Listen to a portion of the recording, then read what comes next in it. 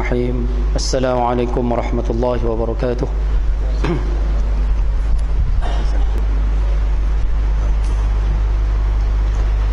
Alhamdulillah wa kafa.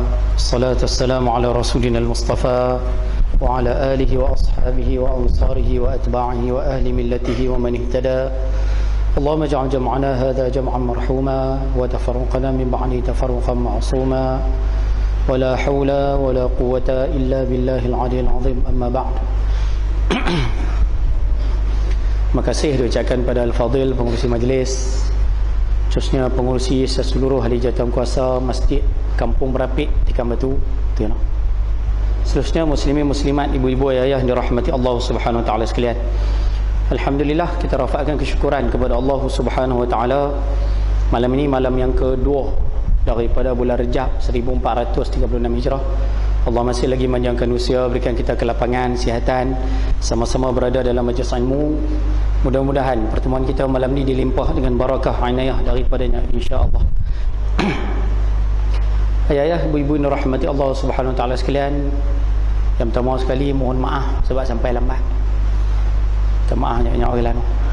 Saya sampai rumah tadi pukul 6.45.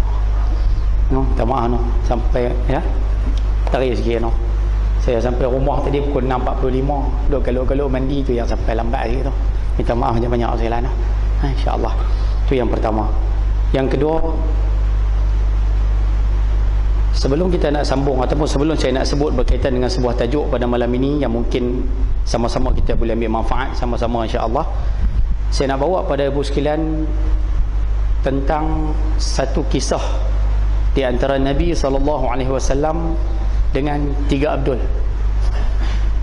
Sebagai mukadimah pada malam ini, cerita tentang Nabi SAW dengan tiga Abdul. Abdul apa tu tak tahulah, tapi tiga Abdul lah. Baik. Sewaktu Nabi SAW berada dalam Masjid Nabawi, waktu Nabi tengah duduk mengajar tu, tiba-tiba mari tiga orang sahabat. Tu yang kata tiga Abdul lah. Mari tiga orang sahabat.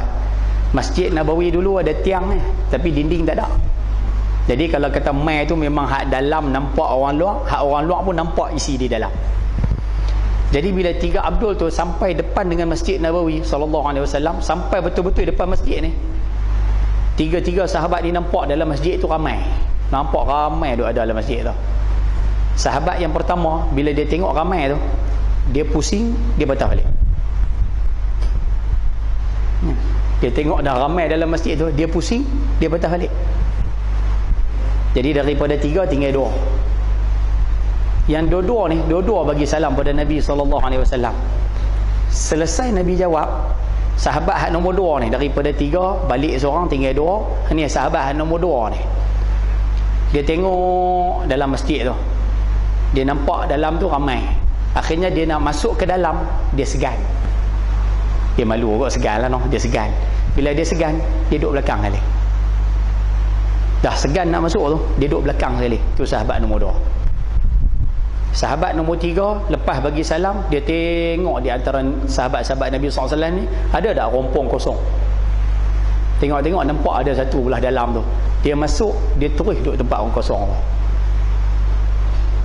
Boleh nampak ke no? Faham dah nampak gaya. Tak dah nampak lagi, faham dah nampak gaya. Baik.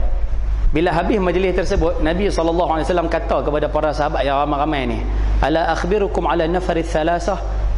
Kita terjemah bahasa kampung kita bagi senang faham ni. Nabi kata, nak tak kalau aku komen sikit pasal tiga laki-laki hak mari tadi tu? Kamu nak tak aku cerita sikit, aku komen sikit, aku bagi tahu pada kamu tentang keadaan tiga laki-laki hak mari tadi tu? Sahabat-sahabat kata, cerita ya Rasulullah. Baginda sebut, ada pun lelaki yang datang, yang masuk, yang duduk di dalam majlis ilmu, yang duduk di depan tu, hak cari rompong kosong, hak duduk depan tu. Dia duduk di hadapan tersebut, dia cari ruang dalam majlis ilmu tersebut, dia duduk dalam majlis tu pasal dia nak kelebihan majlis ilmu, dia nak berkat majlis ilmu, dia nak manfaat majlis ilmu, dia nak sakinah ketenangan dalam majlis ilmu, dia nak apa, segala apa yang dijanjikan dalam majlis ilmu, dia masuk duduk depan tu pasal dia nak benda tu. Bila dia nak benda tu, Nabi kata Allah bagi kat dia.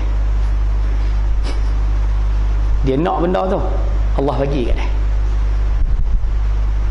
pasal dia nak. Nabi kata ada pun sahabat yang kedua yang kamu tengok tadi, dia mari, dia terus duduk belakang tu. Dia duduk tu sebab dia tak mau kelebihan majlis ilmu, dia tak mau manfaat majlis ilmu, dia tak mau ketenangan, dia tak mau berkat, dia tak mau pahala, dia tak mau ganjaran. Bila dia tak mau, Allah tak bagi kat dia. Pasal dia tak mau. Kalau jenis macam masjid ni tak apalah kan, nak main duduk depan tak boleh dah. Ni hak jenis ustaz tu ngajak ruang tengah ni kosong, semua sandak dinding. Jenis tu. Sini tak ada tu siapa ni kata. Tarik sikit lagi. Tak apa dengar kan. Kalau saya pegang macam ni boleh dengar. Senang nak kata lagi. Jadi Nabi kata yang mana hak mari tadi duduk di belakang tu, dia mari tu sebab dia tak mau kelebihan majlis ilmu, dia tak mau manfaat dalam majlis ilmu, dia tak mau keberkatan dalam majlis ilmu, Allah tak bagi kat dia. Dan sahabat yang nombor 3 tu Nabi sebut, yang dia datang, dia pusing, dia patah balik. Kan tu. Dia lembut. Testing. Kalau yang ni boleh dengar no? Lagi clear. Baik. Dan sahabat yang nombor 3 tadi Nabi sebut, dia datang, dia nampak majlis ilmu, dia tengok majlis ilmu, dia pusing patah balik. Dia berpaling daripada majlis ilmu. Nabi sebut Allah berpaling daripada dia. Dia berpaling daripada majlis ilmu tu, Allah berpaling daripada dia. Berpaling tu apa maksud Ustaz? Dia buat tak peduli kat majlis ilmu, Allah buat tak peduli terus kat dia. Tu senang terjemah. Sebab itu kita minta sebagai mukadimah pada malam ni, ayah-ayah bubu sekalian, kita kalau boleh antara 3 jenis sahabat yang datang ke majlis ilmu ni, kita minta kalau boleh nombor 1 jadi hak pertama tu dulu. Boleh no?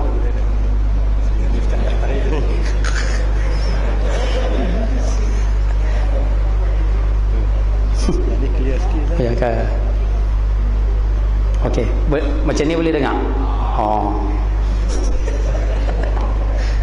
Baik. Jadi sahabat yang mari, minta maaf nak kita nak sebut, kalau boleh jadi sahabat nombor 1 yang mari duduk depan tu. Kalau rasa depan penuh Ustaz, nak masuk tak boleh, jadi sahabat nombor 2 duduk di belakang tu. Kalau tak boleh lah, jadi nombor 2. Cuma kita nak minta tolong satu ya. Jangan jadi hak nombor 3. Hak jenis nampak majlis ilmu balik, nampak kuliah balik, ustaz main mengajar dia start motor balik.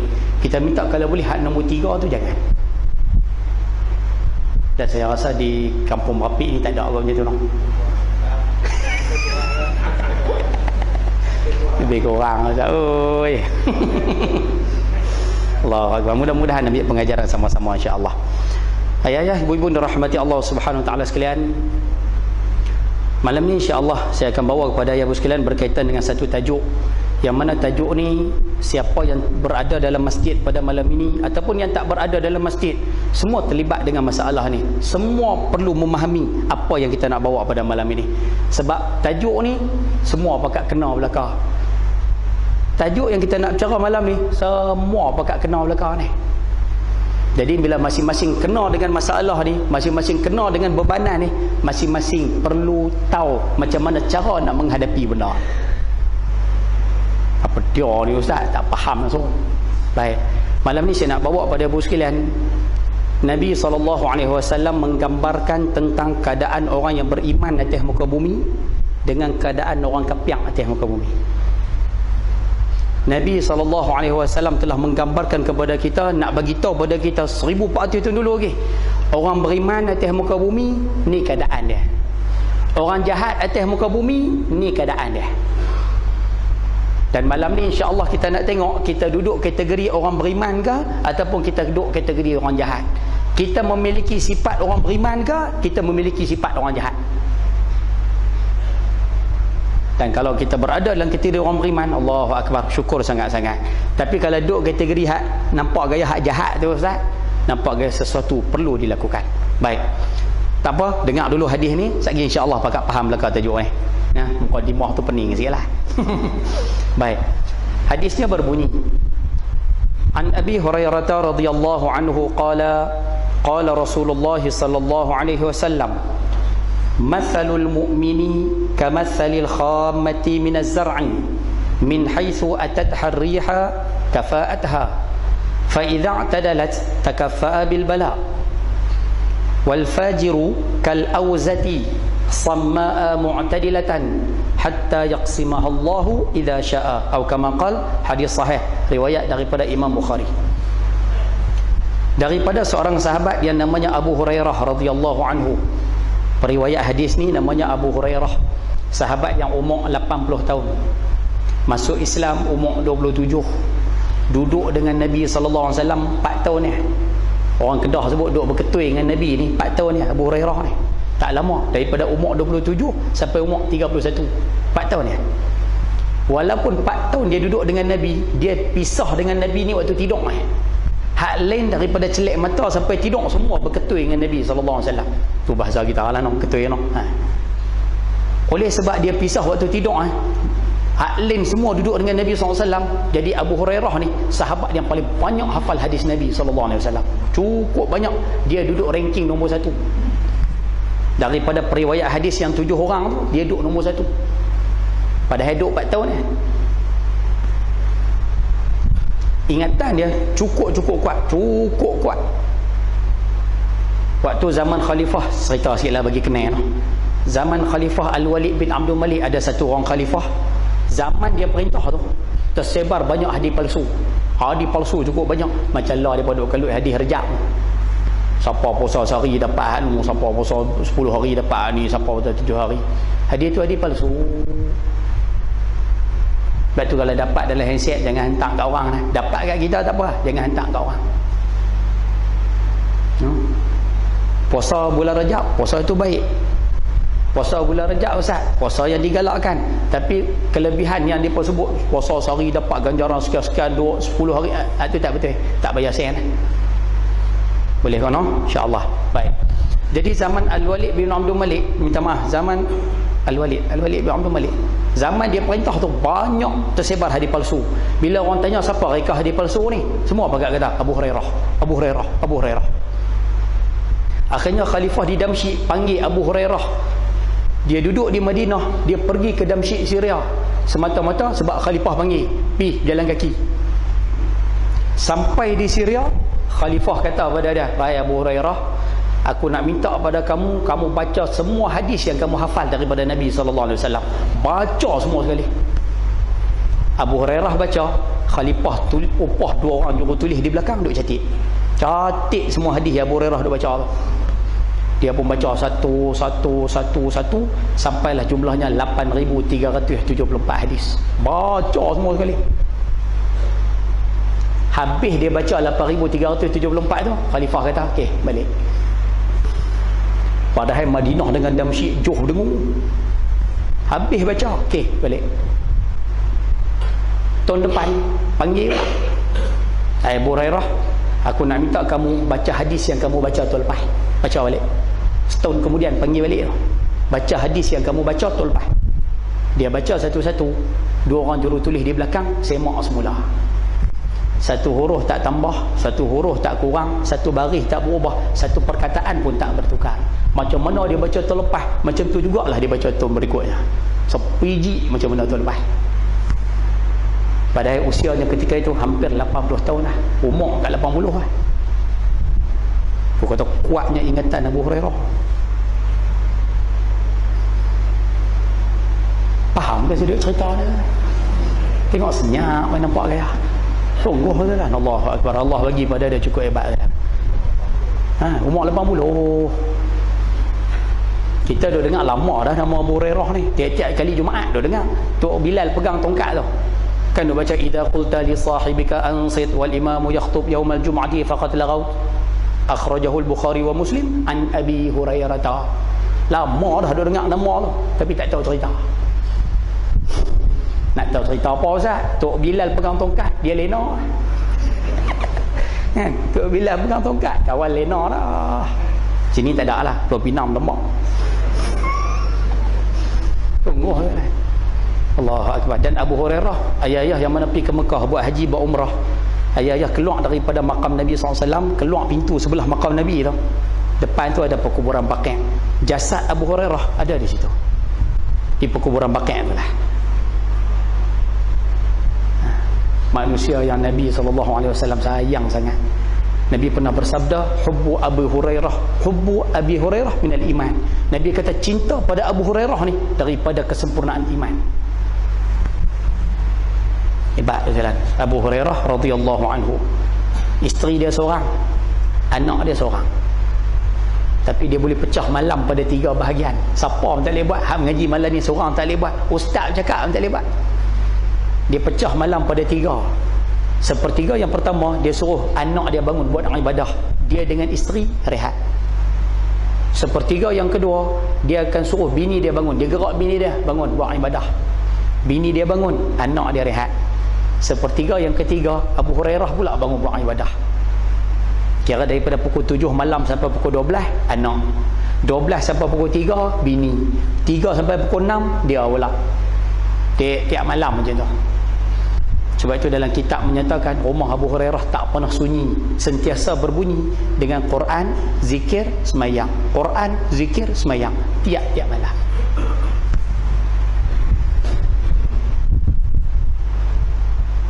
Kita seorang tak ada.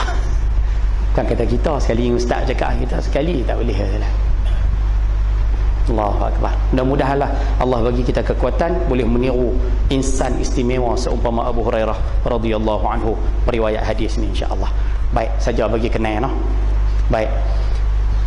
Daripada Abi Hurairah radhiyallahu anhu, Rasulullah sallallahu alaihi wasallam bersabda, contoh seorang mukmin adalah seperti sebatang pokok yang muda lagi lembut, condong apabila ditiup angin.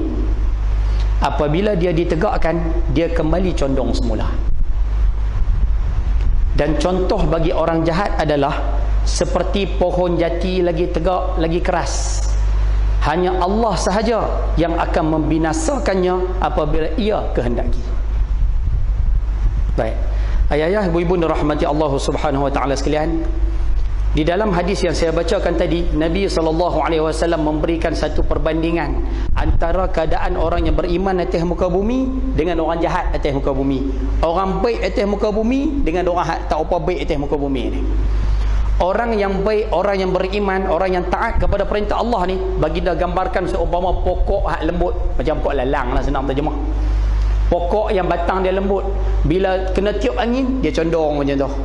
Satgi dia tegak balik, angin tiup belah ni dia rebah belah ni pula, satgi dia naik balik. Sat lagi kalau angin tak tiup dia duduk tegak gitu, mai apa pula ustaz, terbalik pula, naik balik. Apa gambaran yang Nabi nak sebut pada kita di sini? Gambarannya mudah.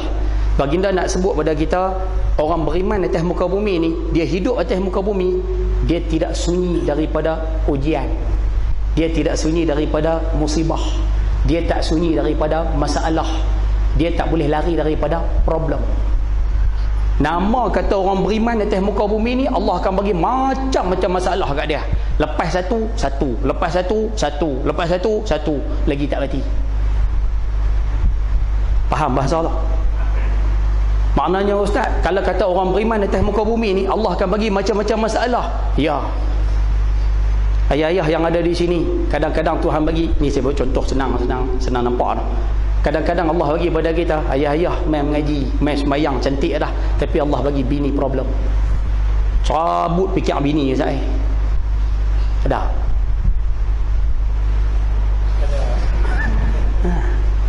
Allah bagi masalah ustaz, Allah bagi problem. Siapa punca problem tu? Siapa yang jadi problem tu?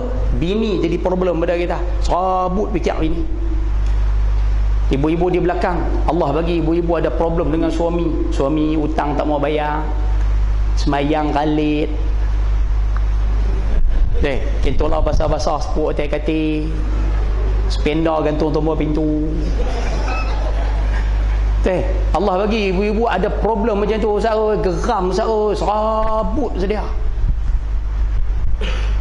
Kadang-kadang Allah bagi kepada manusia, suaminya okey, bini okey, anak problem.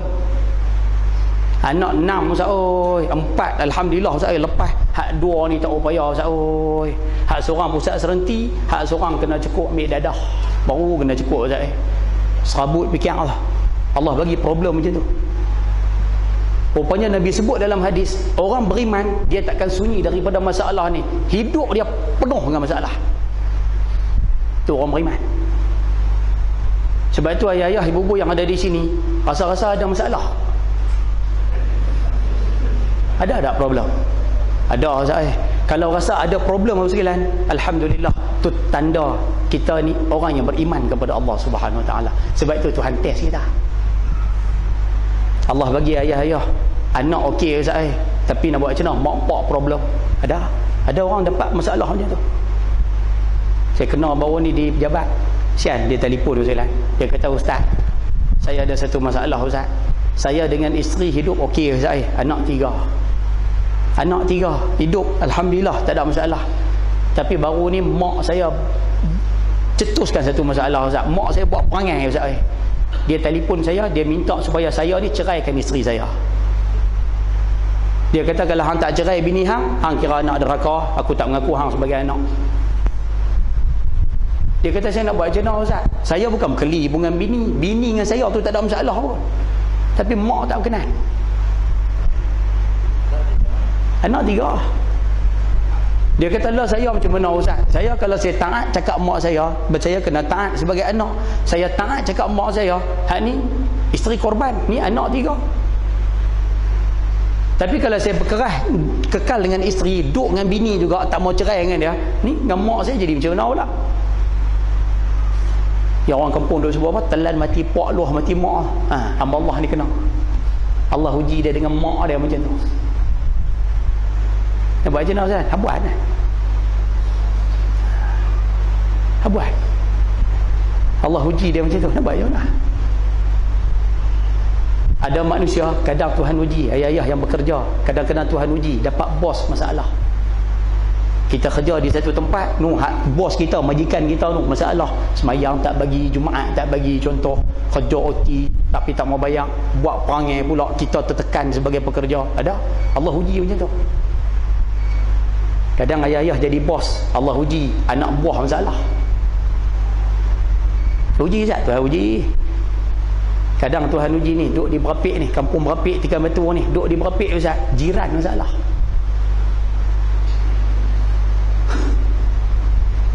Tak boleh. Faham ke sudut kata ni? Allah bagi jiran masalah. Duduk malam-malam bunyi wang naik motor, lemah Ustaz. Ni jiran sebelah rumah 3 pagi duk kreng main gitar. Tak cukup dengan tu Ustaz oi, curi merata Ustaz. Kami duduk di rumah tertekan Ustaz, duduk di rumah takut Ustaz. Tu Tuhan uji Ustaz, Tuhan uji lah tu. Tuhan uji dengan jiran yang masalah. Ada setengah, minta maaf no, ada lagi ujian. Ada setengah ujian Allah bagi dia sebagai rakyat, Allah uji dengan pemimpin bermasalah. Tak betul tak? Sungguh Allah uji dia dengan pemimpin yang bermasalah. Buat yang tu, buat yang ni, kena yang tu, kena yang ni, sampai tertekan. Allah uji tu, uji tu. Ada setengah pemimpin Allah buat rakyat pula bermasalah dengan dia. Ada. Pendek kata kita nak sebut dalam bahasa mudah di sini, apabila satu-satu manusia tu Allah uji dia dengan macam-macam masalah, Allah bagi dia dengan banyak problem, tu tanda kata dia tu orang beriman. Tu ya. Ustaz, kami kena Encik Manis 20 tahun dah Ustaz. Allah, baguslah tu. Baguslah tu. Tu tanda Tuhan uji kamu, Tuhan sayang. Allah sebut dalam Al-Quran, ahasiban nasu an yutraku an yaqulu amanna wa hum la yuftanun. Allah kata, hai manusia, adakah aku nak biarkan kamu, hai manusia, kamu ingat aku nak biarkah kamu duk cakap aku orang beriman, aku orang beriman, aku orang beriman, sedangkan kamu belum lagi kena uji. Walaqad fatanna alladhina min qablihim, Allah kata kami dah uji dah orang-orang dulu. Fala ya'lamanna Allahu alladhina sadaqu, dan kami dah tahu hak mana hak betul. Dia bercakap tu, dia kata dia beriman, memang betul pun dia beriman. Wala ya'lamanna al-kadhibin, dan kami tahu hak mana bohong dia. Mulut dia cakap beriman, tapi kena uji merungut banyak, kena uji tak puas hati, kena uji petikai dengan takdir Tuhan. Tunggu. Ayat tersebut nak menunjukkan kepada kita orang beriman atas muka bumi ni Allah akan uji. Faham bahasa tu? Dan Nabi sebut pula perumpamaan orang jahat atas muka bumi, dia samma'a kau auzati, macam pokok jati, samma'a kerah tegak, mu'tadilatan, tak bergerak pun kiri kanan, duduk steady macam tu lah. Rupanya gambaran orang jahat ni disebutkan oleh hadis. Baginda nak tunjuk kepada kita, orang jahat atas muka bumi ni, dia hidup tak kena ujian. Hidup dia kira senang semua. Hidup dia kira mudah semua. Nak apa semua dapat. Orang lain teruk, dia senang ya. Apa pun tak ada kat dia. Apa pun tak ada tu dia, apa susah pun tak ada kat dia, semua senang ya. Orang lain tak ada duit, dia ada duit. Orang lain anak gagal banyak, anak serabut, dia anak semua berjaya, 6-6. Orang lain sakit tu oi, 60 sakit, kencing manis, gout, darah tinggi, dia tak ada sakit, boleh sembang kemas ke. Hampa mayang aku sakit lutut, aku tak sakit apa. Dia sembang pandai lah. Pasal dia keras macam kok jati. Tuhan tak uji apa langsung kat dia. Ada sini jenis tu. Tak sungguh tu lah. Allahu Akbar. Baginda SAW nak tunjuk kepada kita, orang jahat atas muka bumi, dia hidup atas muka bumi semua lancar, apa masalah pun tak ada. Tapi orang beriman, Tuhan uji. Sebab tu ayah-ayah, ibu-ibu sekalian, malam ni kita nak tengok dulu ayah-ayah yang ada dalam masjid malam ni, ibu-ibu yang ada di belakang. Lah ni kita berada pada keadaan kena uji ke tak kena uji? Ada banyak masalah ke tak ada masalah? Cuba jawab. Kalau kata ustaz, kami lah masalah banyak ustaz, oi, bukan setakat masalah bertimpa-timpa ustaz, oi. Kalau siapa yang ada masalah banyak, alhamdulillah, syukur pada Tuhan. Ciri orang beriman ada pada kita. Tapi kalau siapa yang ada di sini, ustaz, saya alhamdulillah ustaz, ya apa tak ada ustaz, saya sakit tak ada, duit pun tak ada masalah. Bulan depan ingat nak pergi London. Ni baru balik pada Paris, bulan depan nak pergi London pula. Kita tengok hidup dia macam tak ada susah langsung, dia pula duk sembang kemas, kata dia tak ada masalah langsung, hidup lancar belaka. Patutnya orang macam ni kena susah hati. Patutnya orang tak ada masalah apa ni, patut dia kena susah hati. Sayyidina Umar Al-Khattab, kalau satu hari tak ada masalah jalan, dia akan hentuk kepala kat dinding. Sayyidina Umar, kalau sehari tak ada masalah, dia akan hentuk kepala dia kat dinding. Pasal apa? Bagi sakit. Bila ditanya kenapa, dia mengatakan, aku bila sakit ni, aku sedar Allah sayang pada aku. Bila aku sakit ni, Allah sayang pada aku. Kalau aku tak kena apa dalam satu hari, aku takut Allah tidak kasih kepada aku. Nampak?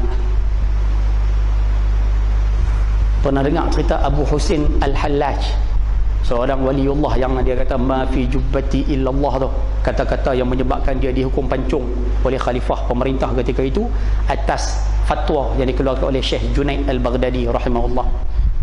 Abu Husin Al-Hallaj, seorang wali Allah yang mana waktu dia kena pancung tu, kan darah dia terpercik tu bunyi Allah, Allah, Allah, Allah, Allah. Wali Allah Abu Husin Al-Hallaj ni, waktu dia jatuh tangga tu lah, masa jatuh tangga tu, waktu jatuh duduk golek tu, alhamdulillah, alhamdulillah, alhamdulillah, alhamdulillah, alhamdulillah, alhamdulillah. Waktu bergolek jatuh tu duduk alhamdulillah saja. Bila sampai di bawah, berhenti dah, tak bergolek dah, masa tu teriak saja. Bila anak dia tanya ayah, kenapa ayah menangis? Dia kata, tadi waktu aku jatuh tadi aku sakit. Bila aku sakit, aku tahu Tuhan sayang pada aku. Sebab tu Tuhan bagi aku sakit tu. Sakit tu makna Tuhan sayang kat aku lah tu, Tuhan uji aku. Tapi bila aku dah sampai di bawah, aku dah tak sakit dah. Aku takut Tuhan dah tak sayang pada aku.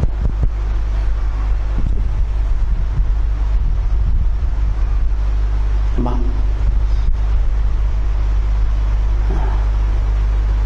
Bahasa mudahnya di sini ustaz, makna kalau Allah Subhanahu Wa Taala uji satu-satu manusia tu tanda Tuhan sayang ke ustaz?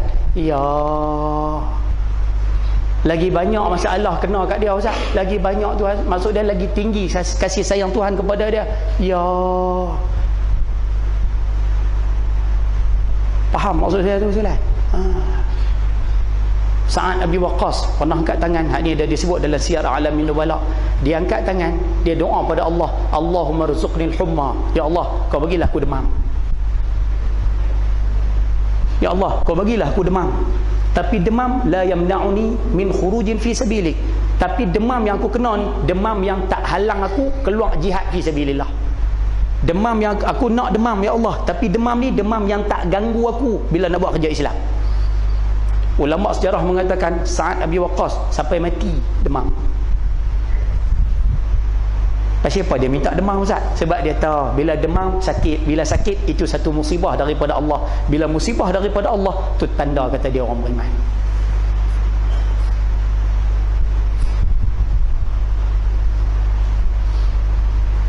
Faham ke saya cerita ni? Allahu Akbar. Boleh lepas ni ayah balik lagi, boleh tak kita cadang tambah ni bulan Rejab, bulan cukup makbul doa ni, boleh balik lagi pakat minta, ya Allah bagilah aku kena kecil manis.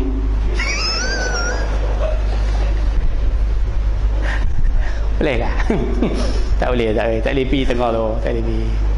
Boleh abang lah, tak boleh pergi. Bukan kata ayah lah, ustaz cakap tak boleh lah. Ayah berani minta miskin, berani minta miskin. Sedangkan baginda sallallahu alaihi wasallam setiap kali lepas sembahyang, baginda sentiasa berdoa dengan satu doa.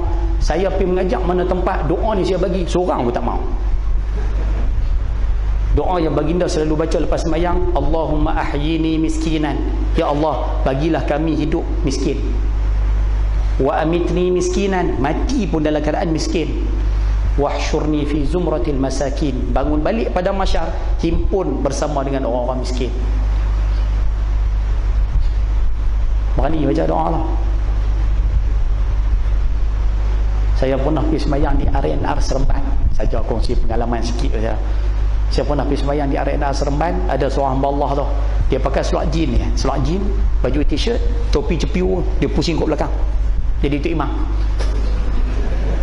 Jadi itu imam. Kemah awaknya.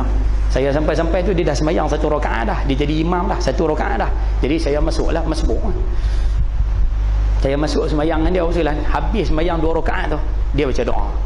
Waktu dia baca doa tu, antara doa yang dia baca, doa yang saya baca tadi itulah. Dia angkat tangan, Allahumma ahyina miskinan. Ya Allah, bagilah kami hidup miskin, mati pula keadaan miskin, bangun balik pada masyar bersama dengan kumpulan orang miskin. Saya masa dengar dia baca doa tu usulan, Allah, dalam hati kata apa? Kita waktu mula-mula tengok dia tu, kita tahu dia ni apa ni, jadi itu imam dengan baju t-shirt, seluar jin, topi cepu, pusing belakang. Tapi bila dia baca doa seumpama tu, kita mula tahu jadi macam mana lah. Seolah-olah kita rasa dia ni ada isi rupanya no. Dia ni ada ilmu rupanya no. Sebab doa seumpama ni jarang orang baca. Dan orang pula takut nak baca doa ni, tapi dia berani baca. Pokok belakang tu semua amin. Yang tak amin saya seorang lah, pasal kita faham. Tapi kita nak sebut dia berani baca. Masa tu saya dapat satu ilmu sekalian yang orang putih selalu sebut apa? Don't judge the book by its cover. Jangan menilai satu-satu orang, jangan menilai satu-satu buku tengok tentang kulit dia saja. Jangan nilai orang tengok luaran dia saja. Masa tu kita dapat satu ilmu bagi tu sekalian. Tapi kita nak sebut dia berani minta. Allahu Akbar. Rupanya Nabi sebut dalam hadis, manusia yang diuji oleh Allah dengan ujian, dengan banyak masalah, tu tanda Allah sayang dia. Orang jahat, dia tak ada masalah apa, hidup semua lancar. Dia nak pergi UK, dia boleh pergi. Dia nak pergi Amerika, dia boleh pergi. Dia nak naik kapal terbang, dia boleh naik. Tahu apa tangkap nampak gaya. Kan? Kira kalau kita tengok Ustaz, hidup dia tak ada masalah pun. Orang kutuk ke, orang laknat ke, orang maki ke, orang kata apa, kita tengok hidup dia macam senang ya. Macam tak ada hati perut. Faham atau faham? Faham tak faham? Sungguh lah. Allahu Akbar. Baik. Ustaz, apa tujuan Allah bagi ujian kepada manusia ni? Untuk orang beriman, apa tujuan Allah bagi ujian ni kepada kita? Jawapannya 2 sebab. Saya malam ni tak mau panjang-panjang saja. 2 sebab kita pergi ringkas sudah. 2 sebab. Tujuan Allah Subhanahu Wa Taala bagi ujian pada manusia 2 sebab, terkhususnya orang beriman. 2 sebab Sebab nombor 1, sebab Allah nak padam dosa kita ni. Sebab tu Allah bagi kita ujian. Tu ya. Punya pengasihnya Tuhan pada kita bersekalian, Allah bagi kita ujian tu pasal nak padam dosa kita lama-lama tu je. Itu ya. Allah bagi ayah-ayah ada masalah dengan anak tak dengar kata. Allah bagi pada ibu-ibu di belakang berkeli dengan menantu. Allah bagi ayah-ayah ada di sini berkeli dengan kawan-kawan. Allah bagi kita di sini, orang lain duk buat bagi kita menyakit hati, orang lain ambil tanah kita, abang kita tukar geran dan sebagainya, buat benda hak kita jadi tak seronok ni. Rupanya Tuhan bagi musibah tu kat kita, Tuhan nak padam dosa kita. Itu ya. Maknanya kalau kata lagi banyak musibah tu kami kena, Ustaz, lagi banyak dosa Tuhan nak padam. Ya. Lagi berat musibah kami kena, maknanya lagi banyak dosa Tuhan nak padam. Ya. Lagi lama musibah tu kena, Ustaz, maksudnya lagi banyak dosa Tuhan nak padam. Allah. Nampak pengasihnya Tuhan kat kita, Ustaz. Allah. Sebab tu ayah-ayah kalau pergi tengok orang nak mati, waktu dia nak meninggal dunia tu, kita tengok nampak seumpama dia tersiksa. Nampak ada honhak macam tersiksa tu. Kita minta tolong lah, jangan jahat mulut lah. Mulut jangan jadi jahat. Kebanyakan orang bila nampak anak mati tu nampak teruk sikit, mula dia nak buruk sangka, dia nak cakap pelik-pelik. Ni dosa banyak ni. Buah tu tak tahan. Ni dosa banyak ni, jadi macam ni. Ni dosa banyak ni. Sabar Ustaz. Manusia bila Allah Subhanahu Wa Taala nak padam dosa, sebelum dia mati, kalau lagi ada lagi dosa-dosa yang baki, yang belen-belen dah, Allah akan padamkan dosa dah dengan memberikan sedikit siksaan sebelum dia nak mati. Tuhan bagi siksaan sebelum dia nak mati tu sebab apa? Tuhan nak padam dosa dia, belen-belen hak sikit-sikit tu, supaya dia mati dalam keadaan bersih daripada dosa. Sebab tu Tuhan uji dah. Kita tak faham benda tu, kita tu dia tengok ulas terus, ni dosa banyak ni. Sungguh je lah. Sebab tu kita nak minta, bahasa mudah dia macam ni je jalan tu. Poin yang saya nak sebut di sini, poin dia senang macam ni ya. Bila kita faham kata Allah Subhanahu Wa Taala uji kita ni sebab nak padam dosa kita, lah ni kita nak minta sama-sama. Ayah-ayah kalau kena apa masalah lepas ni, ibu-ibu kalau kena problem apa-apa lepas ni, kita minta satu ya, sabar. Sabar. Kena apa pun sabar. Ingat mai cari saya. Kena apa pun sabar. Tuhan nak padam dosa ke Ustaz? Ya, Tuhan nak padam dosa. Habis tu nak buat apa Ustaz? Sabar. Allah uji kawan-kawan masalah, sabar. Ustaz oi, Allah ujilah depa kena GST ke Ustaz oi. Nak buat apa Ustaz? Sabar. Sabar Ustaz. Sabar ni bukan maksud dia sabar ni duduk saja senyap macam tu, dah. Sabar di sini maksud dia kita terima dulu bahawa ni ketentuan daripada Allah Subhanahu Wa Taala. Terima dulu benda tu. Kan? Allah izinkan tipu daya mereka berhasil, Allah izinkan penipuan mereka berjaya, Allah izinkan kezaliman mereka tu berlaku, kena pada kita. Nombor satu, sabar. Nombor dua Ustaz, sampai masa ambil tindakan ikut saluran. Sabar. Tapi sampai masa ambil tindakan ikut saluran. Faham maksud saya tu? Tak faham Ustaz? Kalau kata yang buat jahat tersebut, siapa dia? Contoh peniaga Ustaz. Saluran dia apa? Buat laporan polis, pergi mengadu kat sekian-sekian, pergi. Itu saluran dia. Ustaz yang buat peraturan ni Ustaz bukannya peniaga Ustaz, tapi pihak pemerintah Ustaz. Nak buat macam mana Ustaz? Lah kena sabar. 2018 kali. Tu ya. Ikut saluran. Ni pun ujian Ustaz. Ujian. Sebab tu kita nak pesan Ustaz, jangan duk pergi mogok tak tentu hala lah. Jangan. Saya turun baru ni kita pesan Ustaz. Saya pergi mengajar baru ni di surau Kastam. Kesian bahasa dia pun tu, kesian katlah. Dia mai dia kata Ustaz masa tu GST baru buat 2 hari kot. Dia pemai dia pun kata Ustaz kami ni pegawai Kastam Ustaz. Depa bila kami kerja kami kutip cukai tu pun Kastam uruskan dia kata. Dia kata berapa ramai duk marah kat kami Ustaz. Dia pun kata hampa ni kira nak kutip duit orang, kira nak sapu duit orang. Dia kata Ustaz yang main marah kat kami buat apa? Kami agensi pelaksana, kami buat kerja ya Ustaz. Kami pernah pergi kutip cukai tu pasal tu kerja kami. Kami pun nak cari rezeki untuk anak-anak, nak cari makan minum ni, nak jamu anak bini. Dah kerja kami memang kena pergi kutip cukai macam tu. Nak buat macam mana? Mereka duk main mengamuk depan kami Ustaz. Sepatutnya kalau nak mengamuk dia, tapi mengamuk di Putrajaya baru betul. Betul salah. Sungguh lah. Kita fikir betul tak dia kata kami ni buat kerja ya. Ya. Toko orang kena GST. Dia kata patut pergi serbu sana lah baru kena cara. Ni duk main marah kat kami tak dapat apa je. Sama macam ayah ni hak duduk di kawasan Sungai Petani ni. Kan MPSPK Majlis Bandaran hak duk main saman kereta tu. Kereta parking tak boleh kupon dia main saman. Berapa banyak duk maki hak duk main saman tu. Hang ni tak ada hati perut langsung. Kira nak saman orang. Dah lah harga barang naik apa naik hang duk saman orang pula. Dia duk pergi marah dia buat apa? Tu kerja dia. Tunggu lah. Berapa banyak orang duk marah ni sama Allah ni. Sial dia buat kerja. Dia bukannya dia terpaksa buat kerja tu. Tapi berapa ramai marah. Sama ada pergi potong paip ayak rumah kita tu. Meter ayak tu. Nak pergi cekuk. Hak pergi cekuk tu kena marah.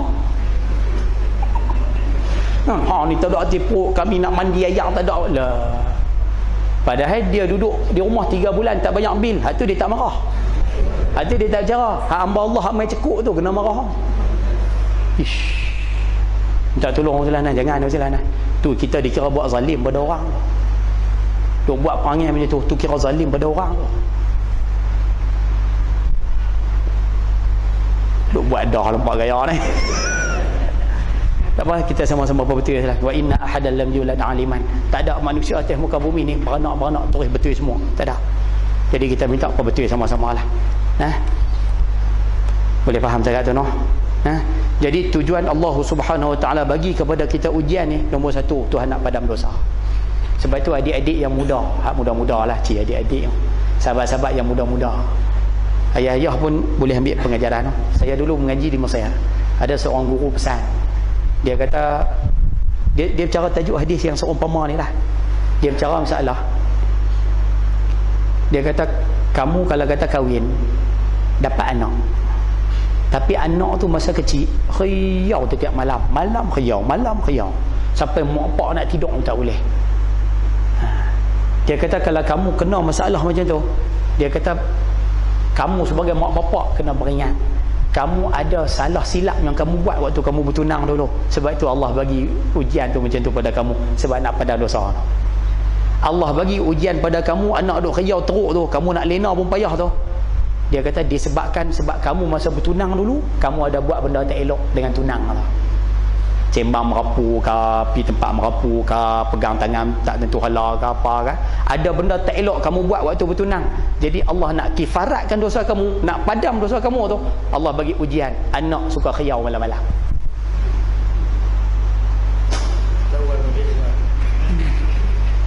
Habis tu ustaz nak buat macam mana? Lah bahasa mudah macam ni. Ayah-ayah kalau tengok cucu kita khiyau teruk sangat waktu malam, sampai anak kita sampai bebai, ambil budak lempak atas kaki tu, punya tensionnya sampai tahap tu. Ayah-ayah cuba bagi sikit nasihat pada anak kita. Ni ayah nak minta sama-sama lah sekali dengan ayah, kita pakat-pakat minta ampun balik pada Allah ke. Kita pakat-pakat taubat balik pada Allah ke, minta ampun balik pada Allah. Ni rasa ada benda kita buat tak kena ni. Sebab tu Tuhan uji dengan cucu jadi khiyau macam ni, anak khiyau macam ni.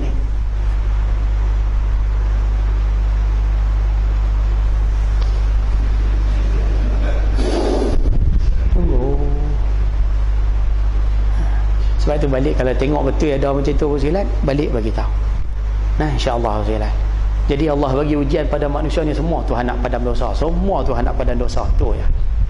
Termasuklah apa yang berlaku sekarang pun semua ni Tuhan nak padam dosa kita ni silat. Insya-Allah. Sebab tu pakat-pakat sabar. Satu.